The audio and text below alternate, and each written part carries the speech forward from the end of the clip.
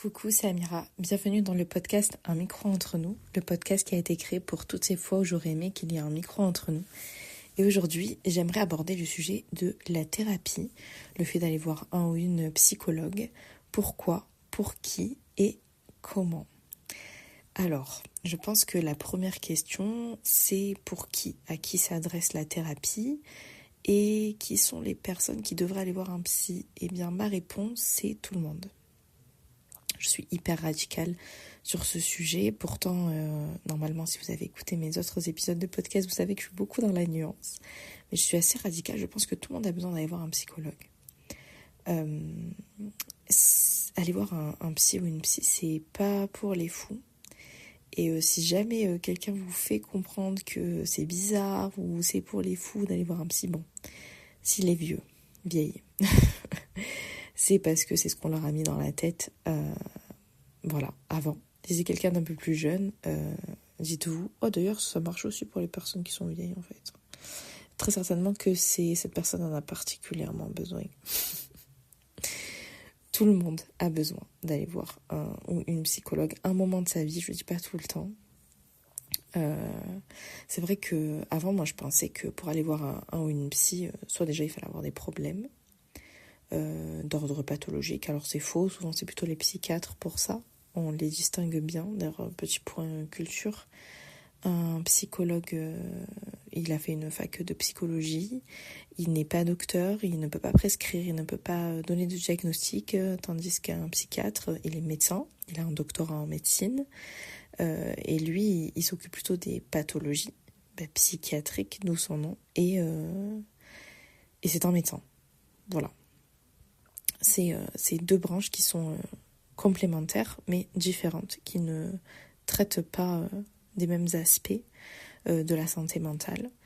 Et avant, voilà, moi je pensais que soit il fallait avoir un trouble psy, soit qu'il fallait avoir vécu quelque chose de particulièrement grave, d'avoir vécu des très gros traumatismes, et que du coup ça n'était pas destiné aux personnes comme moi, parce que je pensais que tout ce que j'avais c'était pas suffisamment grave pour aller embêter un psychologue. Bon, déjà si jamais t'as envie d'aller voir un psy et c'est ça qui te bloque, dis-toi que de toute façon tu le payes.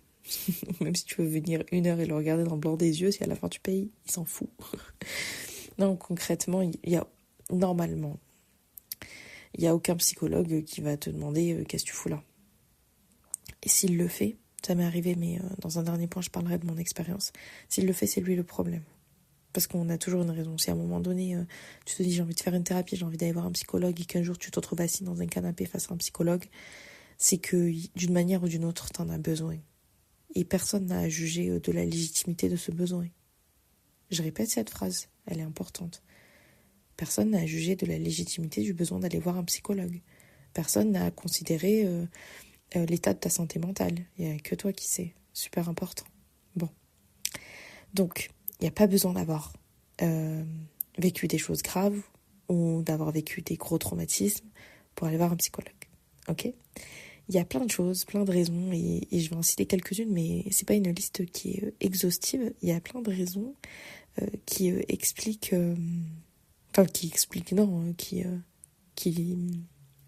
j'ai pas le mot. Je vais dire qui légitimise, mais en fait, tout est légitime. Hein. Il n'y a pas de raison particulière pour aller voir un psy. Il y en a plein, en fait. Peut y avoir quelque chose qui vous dérange dans votre vie. Peu importe ce que c'est. Au travail, à l'école, à l'école ou à la fac, ou peu importe à quel niveau vous êtes.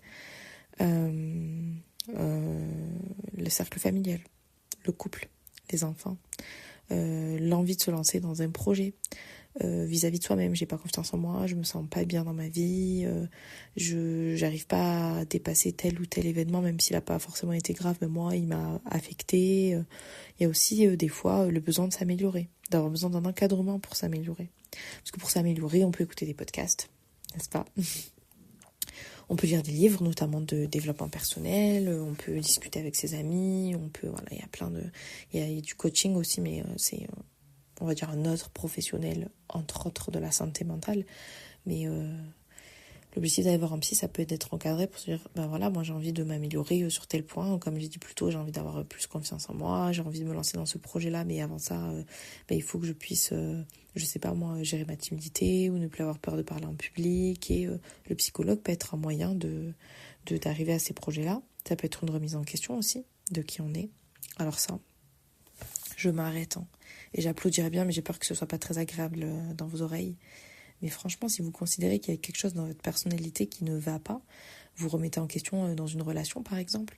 Vous dites, ok, ça va pas dans mon couple, mais je crois que c'est moi le problème. Ou, en fait, à chaque fois, les gens qui sont autour de moi, ils s'en vont. Et je pense que il y a quelque chose que je fais qui est pas bien. Et que vous vous remettez en question au point, déjà, de se remettre en question. Bravo. Félicitations. J'applaudis, mais dans le vide, pour pas vous faire mal aux oreilles. Et si en plus de ça vous allez voir un psychologue en disant voilà moi je sais pas, je suis trop agressive ou j'arrive pas à faire confiance ou voilà, je sais qu'on a des soucis dans mon couple mais que le problème c'est moi pour telle ou telle raison, chapeau, félicitations, bravo. Je dirais bien dans plein de langues mais je connais pas. Congratulations. Parce que vraiment ça demande un courage, un cran et une remise en question qui est phénoménale. Donc voilà, ça arrive de se dire ok moi en fait je sens que je suis le problème et je veux régler le problème. Voilà, bravo si c'est le cas, vraiment félicitations. On peut aussi avoir un événement en particulier qui n'est pas forcément grave, mais on sent qu'à ce moment-là on a besoin d'en parler à un professionnel de santé, de se dire ok moi j'ai besoin d'avoir l'avis d'un professionnel de santé, de savoir comment je dois réagir à cette situation. Et de toute façon, je donnerai des exemples dans mon expérience. Et des fois, il peut y avoir tout simplement des éléments déclencheurs, donc des événements qui sont traumatiques ou des événements graves, des décès par exemple. Donc voilà, en fait, il n'y a pas de raison particulière. Il n'y a pas de raison plus bonne qu'une autre. Elles sont toutes bonnes. À partir du moment où tu te sens suffisamment mal pour te dire je vais aller voir un psy parce que je me sens trop mal pour m'en sortir seule, alors c'est une bonne raison. Donc à la question pourquoi, je réponds pour qui, pardon. Pourquoi c'est après? Pour qui? C'est tout le monde. Maintenant, pourquoi? En fait, je l'ai un petit peu abordé. Pour s'améliorer, pour se remettre en question, pour se sentir mieux, pour avancer dans sa vie, pour dépasser certains problèmes, peut-être certains obstacles. Ça peut être pour vraiment plusieurs raisons. Ça peut être juste, j'ai un projet à mettre à bien et pour ça, je suis obligée d'abord de travailler sur moi, sur plein de domaines. Par exemple, le management. J'arrive pas à manager une équipe et j'arrive pas parce que je suis pas patient avec les gens, parce que je sais pas comment leur parler. Mais un psychologue peut servir à ça. Vraiment, il y a plein de choses. J'ai envie de faire une réorientation professionnelle ou de me relancer dans les études et j'ai besoin d'un soutien émotionnel à ce moment-là. Et je sais qu'un psychologue, ça va pouvoir être un bon soutien. En fait, le pourquoi, il va un petit peu avec le pour qui. C'est pour tout le monde et pour n'importe quoi. C'est ça en fait la réponse. Si ça peut permettre aux personnes qui m'écoutent, s'il y a au moins une personne qui hésite à aller voir un psychologue et je peux l'encourager à y aller, je serais vraiment contente. Parce que j'en parlerai plus tard dans mon expérience, mais moi pendant longtemps j'avais envie d'aller voir un psychologue et je me sentais juste pas légitime et j'aurais besoin d'entendre que en fait, tout le monde est légitime. Il n'y a pas besoin d'un problème particulier ou grave. Tout le monde est légitime d'aller voir un psychologue. Parce que la santé mentale, ça se prend sur plein de prismes. Et on peut avoir plein de problèmes différents. Et un problème qui, pour moi, peut être complètement anodin. Peut être terrible chez quelqu'un d'autre parce qu'on n'a pas tous la même sensibilité et qu'on ne voit pas tous les choses de la même manière. Donc la thérapie, c'est pour tout le monde et pour n'importe quoi. Maintenant que tu as pris la décision d'aller voir un psy, tu t'es dit ok...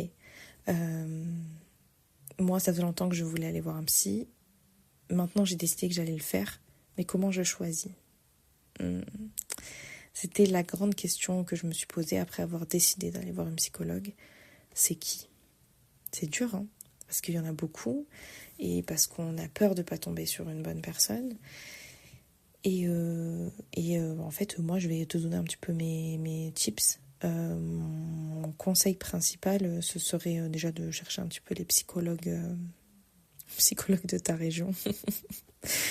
Les psychologues qui sont pas loin de chez toi. Déjà, si tu as des critères, je veux que ce soit pas trop loin de chez moi, je veux pas prendre la voiture, etc., ça réduit déjà le champ. Donc, il faut déjà commencer par ce premier critère-là. Aller regarder sur Google, souvent il y a les avis. permettre un petit peu de te rassurer, te dire ok, ça va. Les avis, ça fait pas tout, mais c'est quand même pas mal. Allez voir, souvent les psychologues ont des sites internet. Dans ces sites internet, ils expliquent un petit peu ce qu'ils abordent.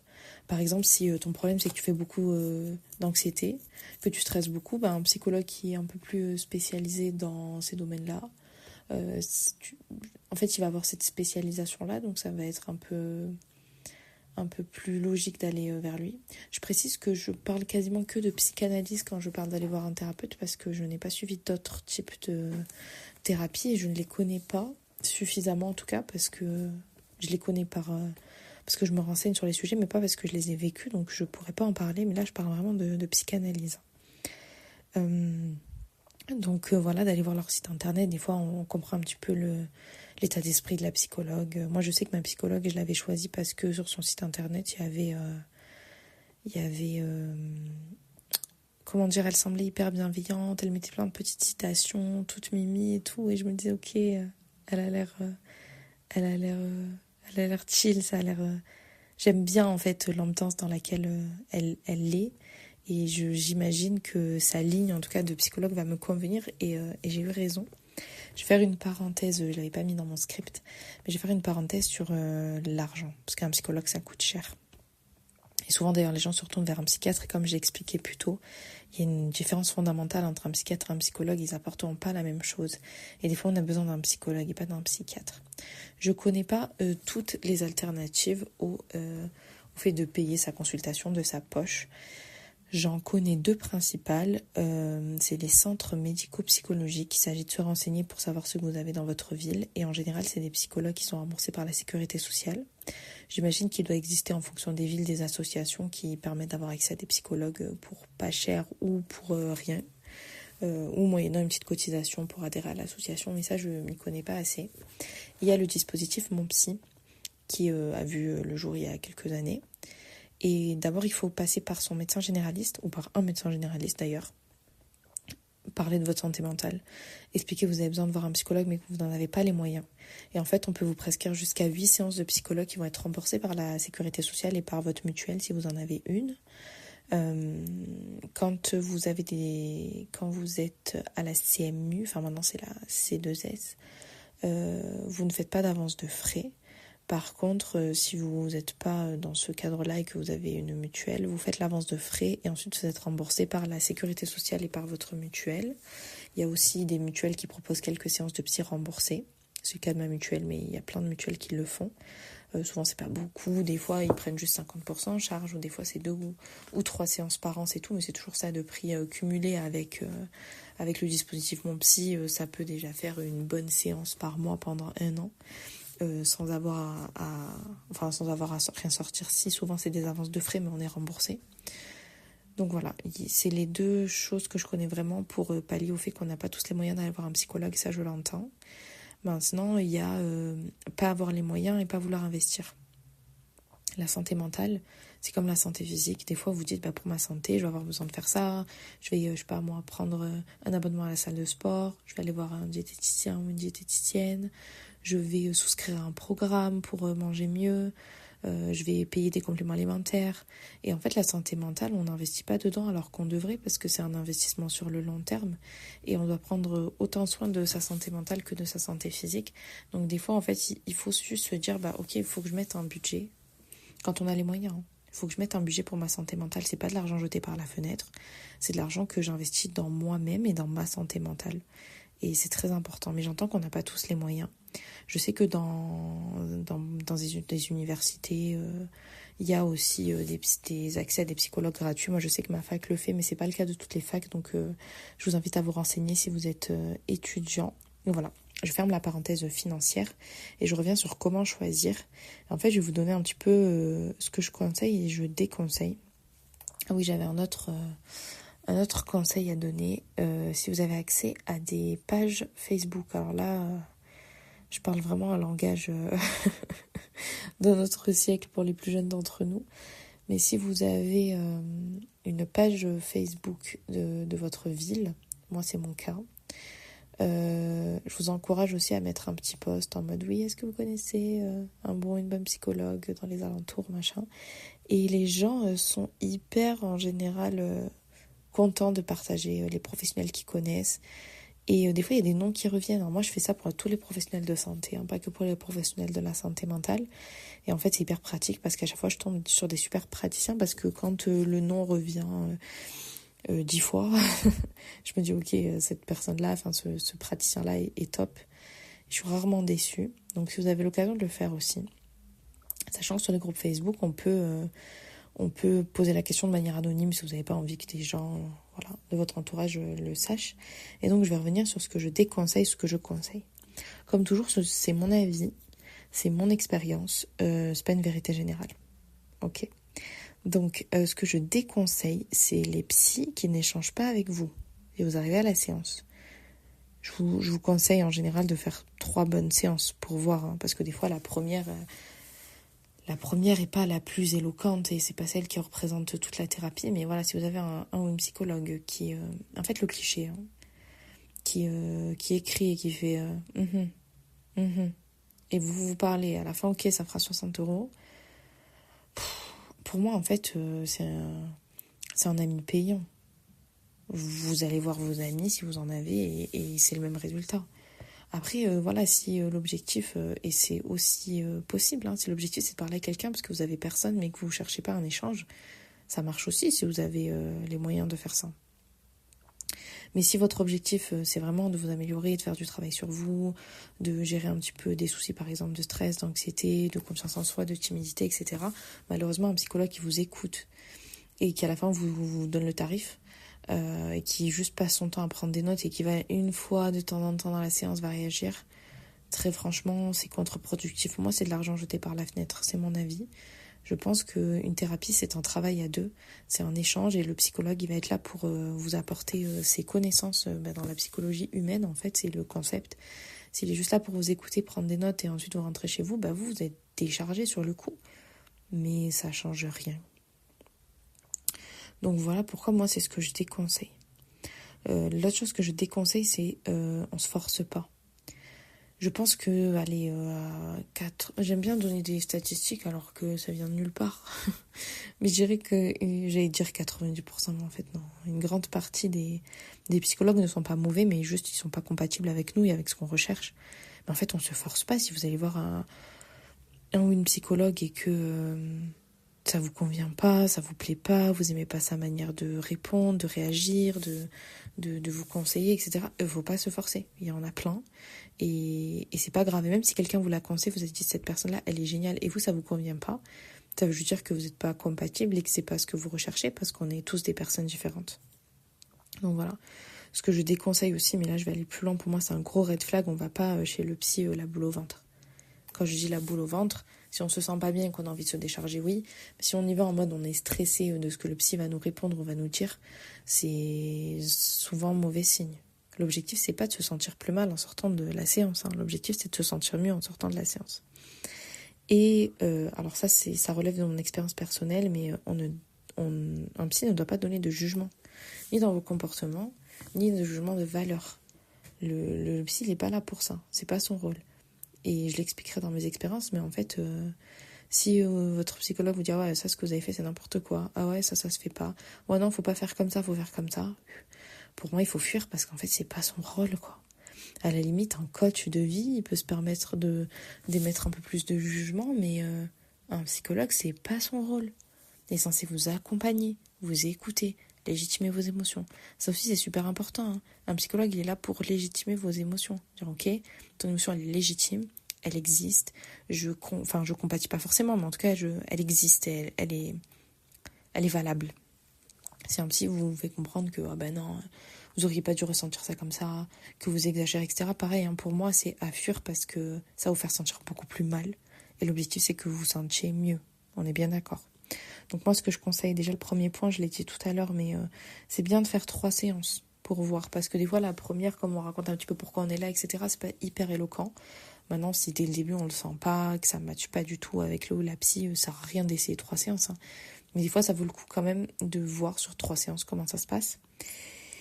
Et il y a des psys, c'est de plus en plus rare, je crois, mais il y a des psys, leur première séance, elle est gratuite. Alors finalement, si vous passez par quelque chose comme un dispositif Mon Psy, vous pouvez vous pouvez, entre guillemets, un peu gratuitement, voilà, considérer que la personne ne vous convient pas, mais voilà, certains psys qui proposent une première séance gratuite, ça peut être sympa pour pas s'engager financièrement et voir si là où le psychologue vous convient.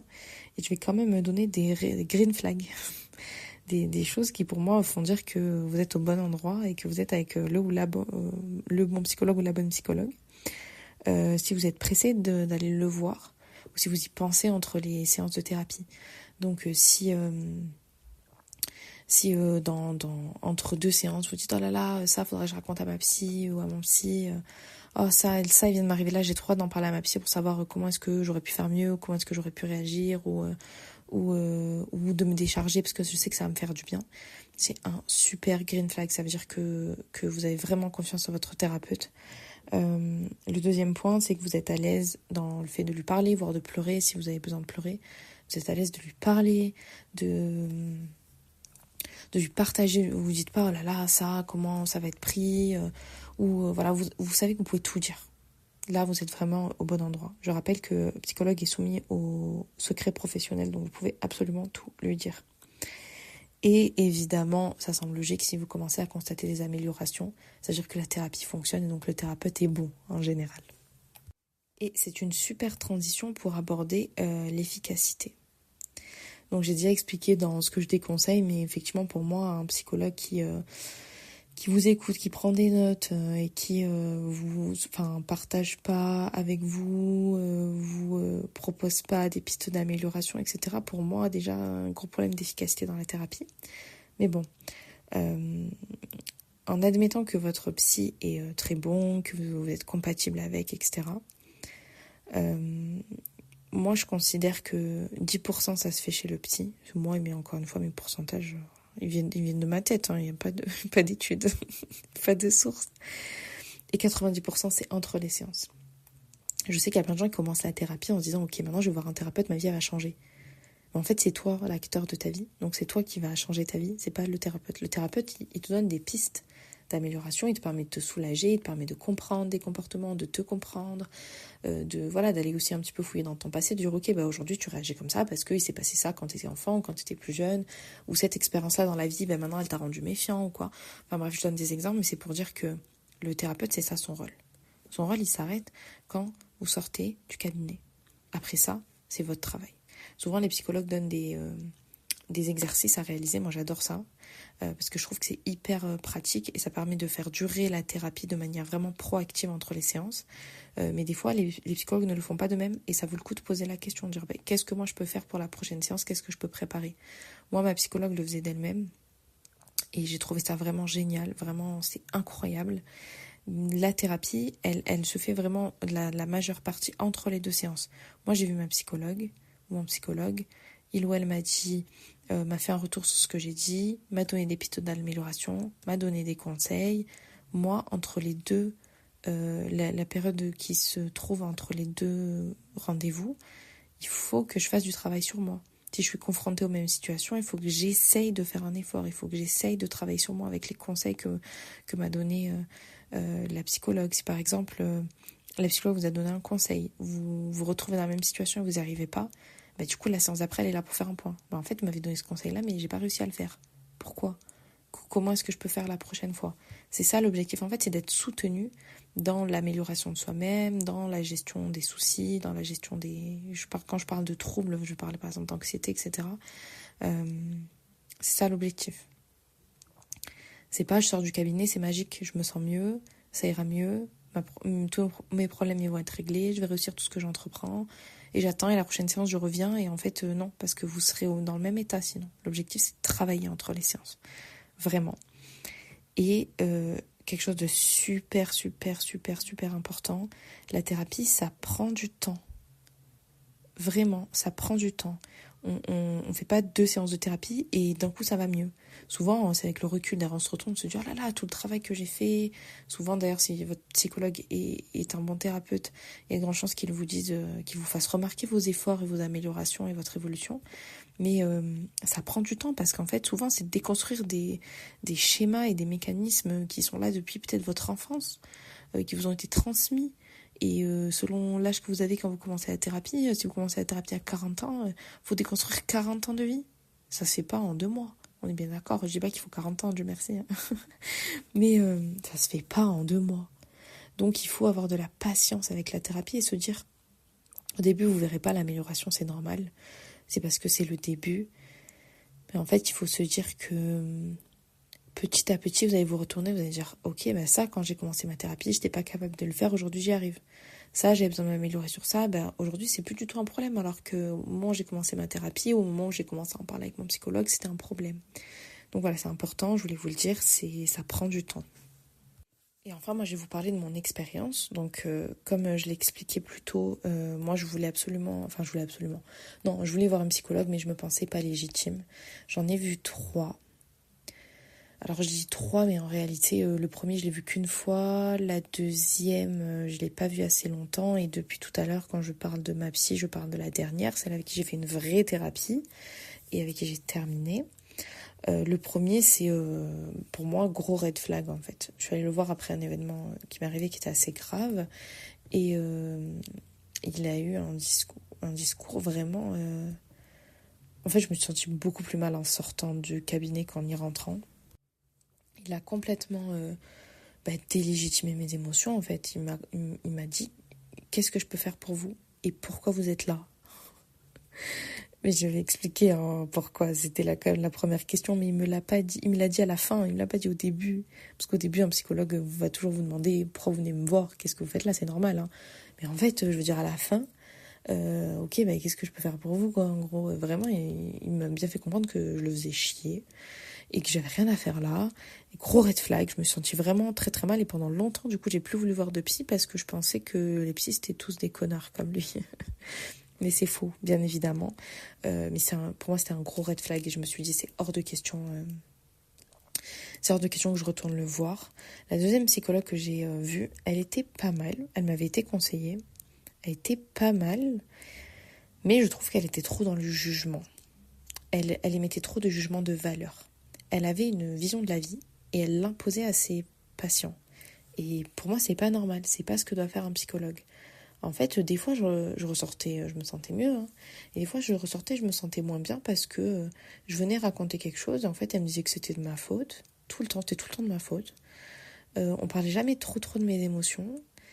Et en fait, alors elle me faisait me remettre en question. Et ça, c'est bien. Je dis pas que c'est mauvais. Hein.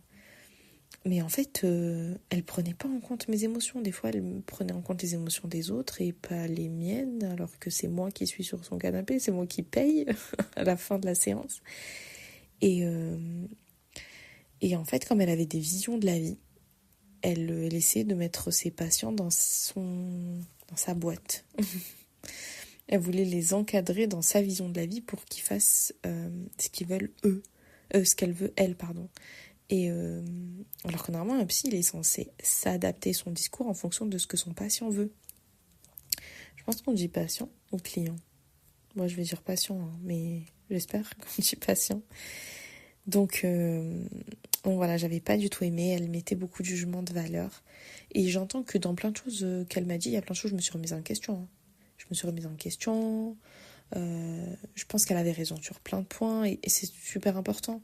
Mais en fait, il y a des moments où quand moi je viens de parler de mes émotions et je dis que ça va pas et qu'à la fin, je suis fautive d'une histoire que j'avais pas prévu de raconter au début de la séance. Et en fait, c'était toujours de ma faute. Et j'avais pas de clé pour m'en sortir par rapport à mes émotions. Et par contre, je ressortais en pensant que j'étais la pire personne sur Terre.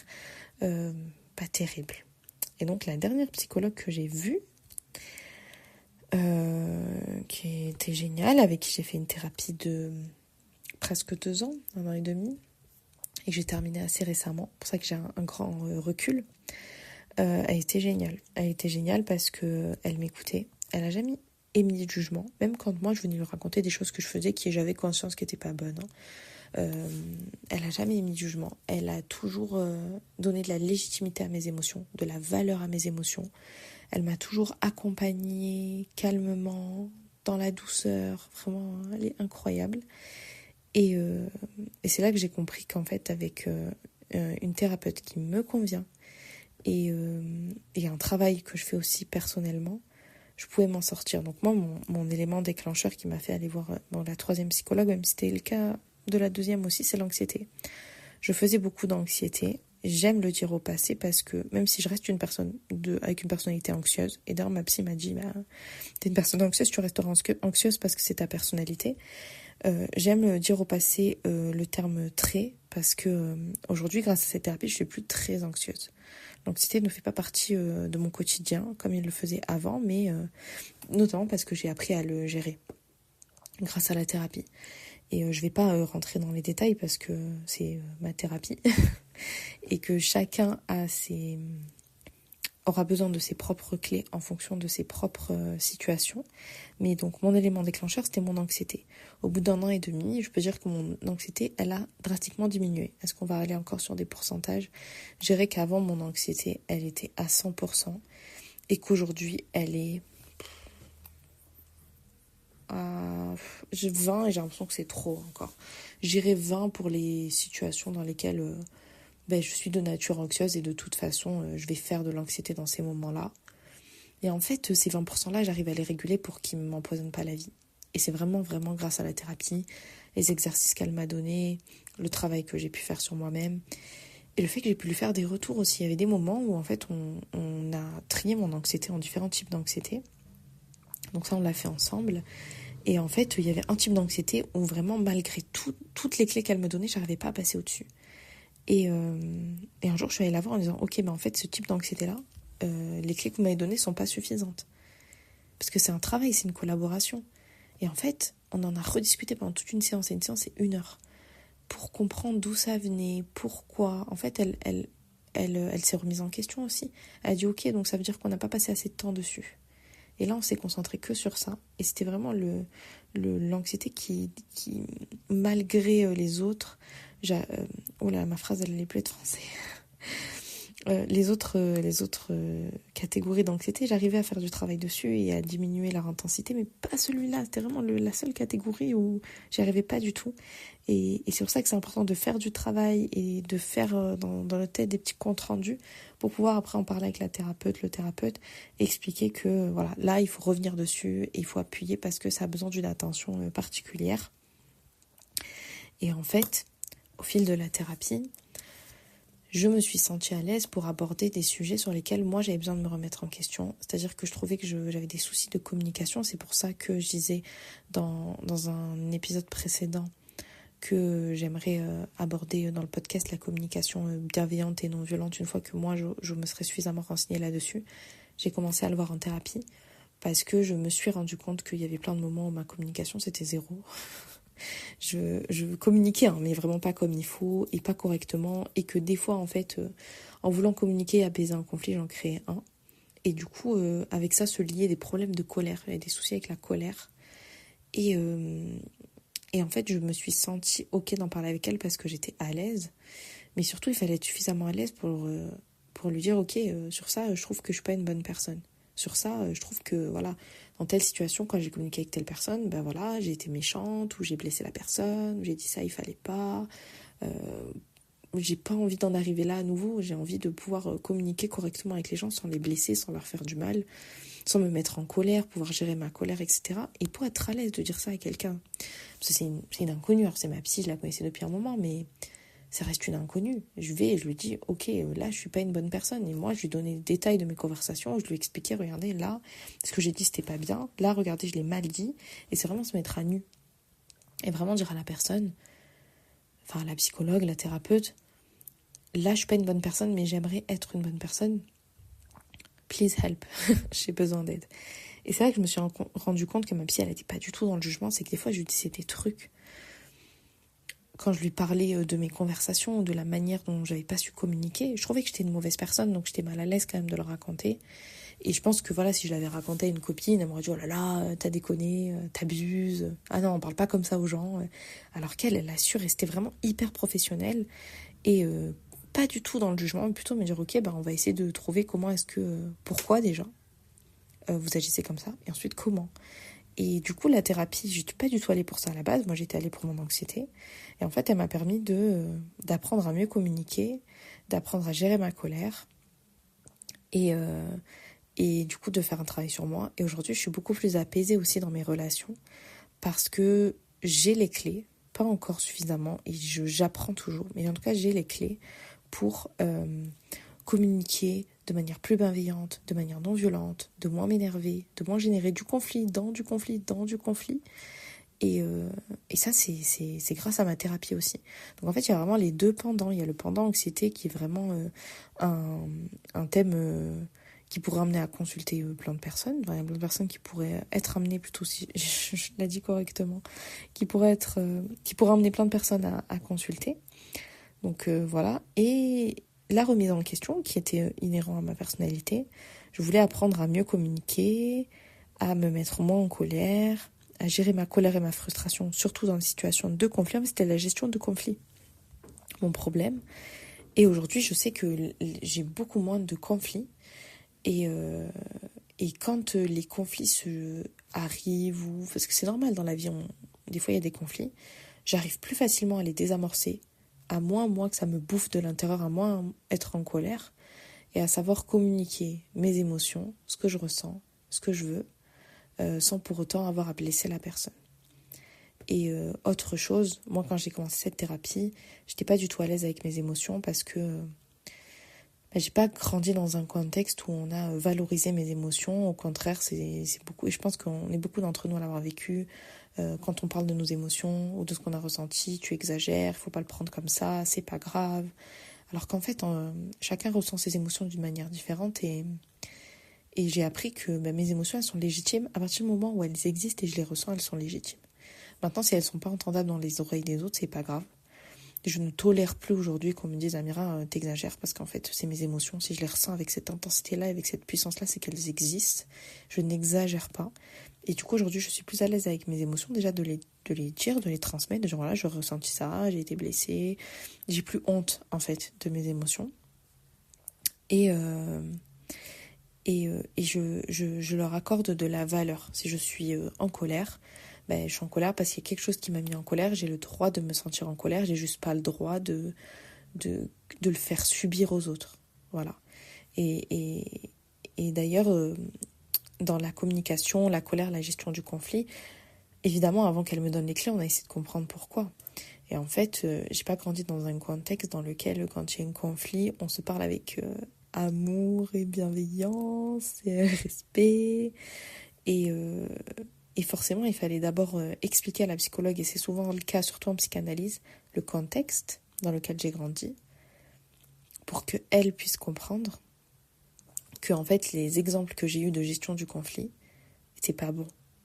Et que quand on est enfant, quand on est jeune, on n'a pas des bons exemples parfois, et c'est comme ça, c'est la vie. Hein. Et le problème, c'est qu'en fait, malgré nous, on les répète. Parce que notre cerveau a considéré que c'était normal. C'est pour ça que c'est important d'aller voir un psychologue et que je considère que tout le monde a besoin d'aller faire une thérapie. Parce qu'en fait, on a tous forcément observé des comportements qu'on répète un peu machinalement sans savoir s'ils sont bons ou pas. Et des fois, on se fait du mal et on fait du mal aux autres en répétant des schémas qui ne sont même pas de nous, qu'on a observés quand on était plus jeune et que notre cerveau a considéré comme étant la norme alors que pas du tout. Donc voilà, je vous ai donné les résultats. Donc aujourd'hui, je fais quasiment plus d'anxiété ou j'arrive à les gérer, comprendre, gérer et accepter mon anxiété. Et du coup, je suis toujours en train de travailler sur moi parce que les clés m'ont été données par ma psychologue. Mais voilà, à chaque conflit, parce que les conflits, j'en ai pas tous les 4 matins. Donc l'anxiété, comme j'en faisais tous les jours, c'était facile de travailler dessus. Mais les conflits, j'en ai pas tant. Je suis pas quelqu'un qui suis souvent dans les conflits. Donc j'ai pas souvent l'occasion de m'entraîner. Mais du coup, voilà, les conflits ou les situations qui pourraient amener à des conflits, je désamorce avant qu'elles soient des conflits. Dès que j'ai l'occasion, je m'entraîne et je travaille dessus. Et comment est-ce que j'ai su que ma thérapie était finie ? Quand le rendez-vous avec la psychologue approchait et que je ne savais pas quoi lui raconter. Ça ne m'arrivait plus, oh là là, ça faudra que je raconte à ma psy, oh là là, heureusement que j'ai une séance de psy dans pas longtemps parce que là, il faut que je parle de ça. En fait, pendant 2 ou 3 mois, je me suis rendu compte que je me sentais bien et que j'avais plus la nécessité de voir ma psy. Et surtout, à chaque fois que j'étais confrontée à des situations où avant j'aurais pu être très anxieuse, où j'aurais pu être très énervée ou très frustrée, etc., à ce moment-là, j'arrivais à le gérer. Et du coup, en fait, j'allais voir ma psy en disant, voilà, il y a telle situation et j'ai géré, telle situation j'ai géré. Bon, là, j'ai compris que la thérapie était terminée. Donc voilà, je vous ai fait un tour de toutes les connaissances que j'ai pu amasser autour de comment se lancer dans une thérapie, donc comment, pourquoi, pour qui. Je vous ai partagé mon expérience. J'espère que ça aura été utile. N'hésitez pas, comme d'habitude, à venir me suivre sur Instagram et sur TikTok. M'envoyer des DM pour me demander peut-être des informations complémentaires si j'ai pas été assez claire. Me faire votre retour sur l'épisode. Et n'hésitez pas à me soumettre des idées d'épisodes si vous en avez. En tout cas, comme j'ai dit, j'espère que ça aurait été utile. Merci de m'avoir écouté jusqu'au bout. Et je vous dis à bientôt sur le podcast Un micro entre nous. Bye!